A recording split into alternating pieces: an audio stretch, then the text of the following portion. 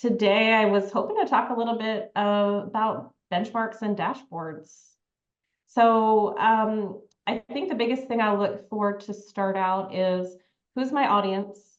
What data is it that we want to look at, and how often do we want to look at it? For instance, it's April. We just had our quarterly meeting for Q1 of 24, and I was really excited to show my group some dashboards. We do a group dashboard and we do individual dashboards. So what I do for the group dashboard is just give an overall look at our group AR, the buckets, what our collections look like, what our denials look like. It's just a snapshot view from year to date for Q1.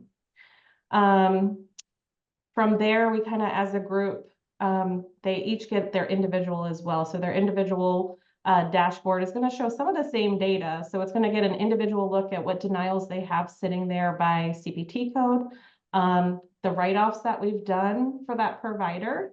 And, they'll see their days in AR, their net collections, and any, percentage of denials that they have going on. So it's a nice look for them to see like, okay, my team is working for me on the back end and making sure my claims are getting paid. And, it makes them feel a little bit more confident that, we're supporting them. At the end of the day, we want their focus to be on patient care and to know that their team has their back. So this is a great way to show them that snapshot and also let them know that the practice is healthy. So, that's number one for me. So some of the other benchmarks that I look at have to do with staffing. We try to look at our overhead percentages for staffing, our overhead percentages for rent. Like how much are we paying every month for those things?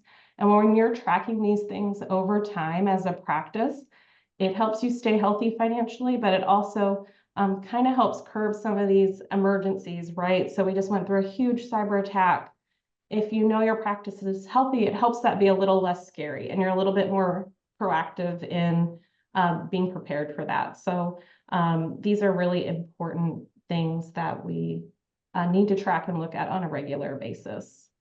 So when you have those dashboards, how many of your doctors are perfectly happy with what you hand to them? And how many go, I want to drill down, I want more? So when you say like rates of denials, that they go, but what CPT codes are those? Do you have a mix of that, or is there one versus another? Sure, there's always a mix, but I think I've been with my group long enough that we've talked about this over time, and it takes a little bit of time to drill down to what it is they really want to see as a group, right? Now, when I meet with my managing partner, we definitely drill down. We're looking at things more. We want to get down into the nitty-gritty data, but he's really into data and numbers and spreadsheets. So I think for the most part, they're happy to see like, okay, I'm getting taken care of, but with my managing partner, it's certainly a different look at the data. And are there any dashboards you do that are just for you that maybe the doctors don't see, but things you're tracking on like an Excel sheet that you always have up? So interesting. Yes. Short answer is yes. I also utilize my EMR for those things. What's great about, so we're on Modernizing Medicine. They have built-in dashboards for revenue cycle that I look at on a daily basis. And it's not going to be something that I necessarily,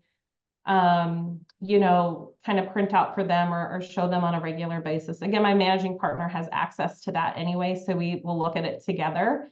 But kind of on the daily, I'm in there checking out my claims dashboard, my denials dashboard. It's an easy way for me to have a big picture of that and look for trends. I also look at, other little things like productivity dashboards for staff and just making sure the work from home folks are keeping up with what they're doing. You at least have to have a pulse on it.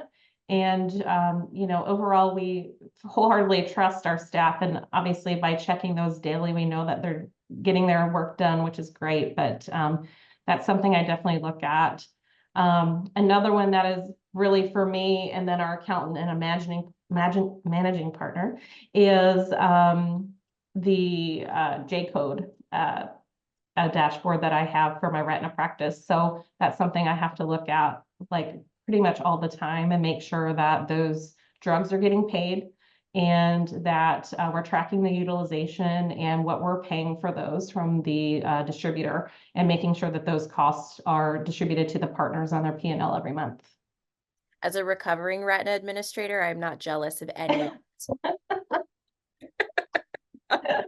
Very happy to not have that spreadsheet anymore. Yeah, it's a lot. And, you know, with that, I'm looking at the end of every month, like the cash snapshot too, right? So you've got to make sure that your cash, your inventory, and what's out there in AR covers, you know, the bills that you have. So, you know, and you should see a little extra, right? So it's really important that that's being monitored again on a regular basis. The whole key, I think, to dashboards and looking at benchmarks is that data is being tracked over time, and it helps you identify any issues and proactively jump on stuff if you notice trends.